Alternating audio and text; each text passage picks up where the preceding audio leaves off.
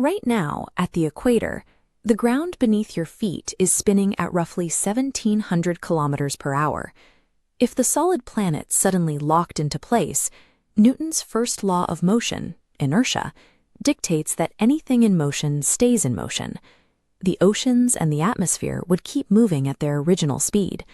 Supersonic winds would instantly scour the surface, tearing up buildings, vehicles, and anything else not bolted directly to the continental bedrock.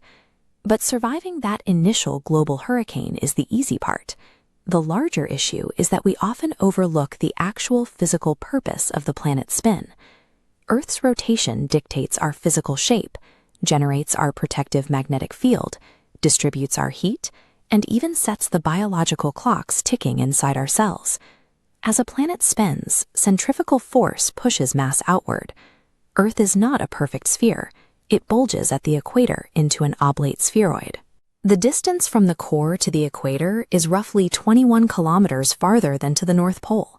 Because of this bulge, the peak of Mount Chimborazo in Ecuador is the furthest point from the center of the Earth, beating out Mount Everest.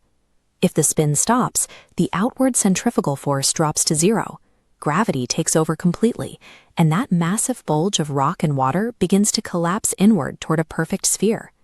The global ocean would flow directly toward the poles, where gravity is strongest. This migration would drown the northern and southern hemispheres, leaving behind a single towering megacontinent wrapped around the equator.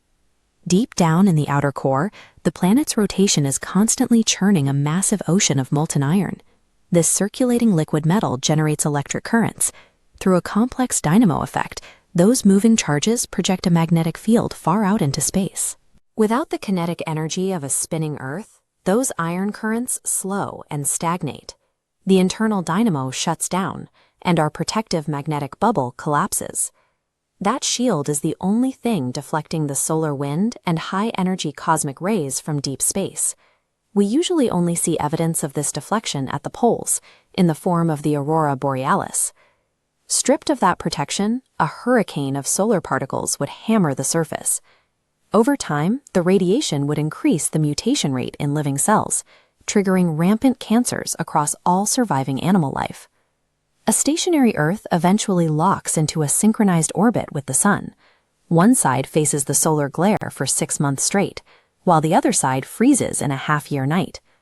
Climatologists use tools like the Hextor energy balance model to calculate how temperature distributes across different latitudes and to test the stability of extreme planetary climates.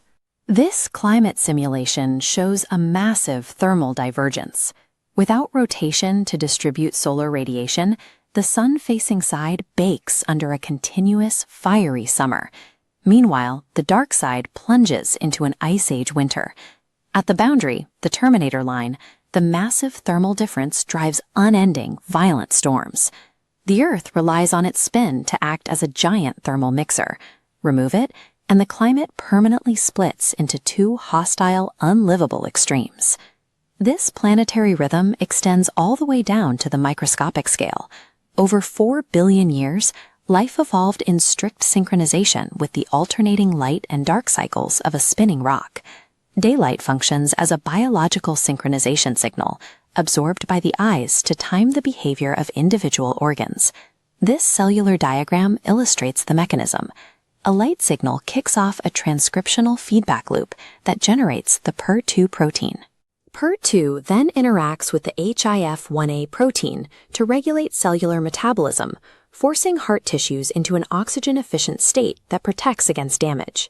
Because these metabolic proteins are programmed to cycle on a strict 24-hour loop, our cellular efficiency is hardwired to the specific rotational speed of the planet.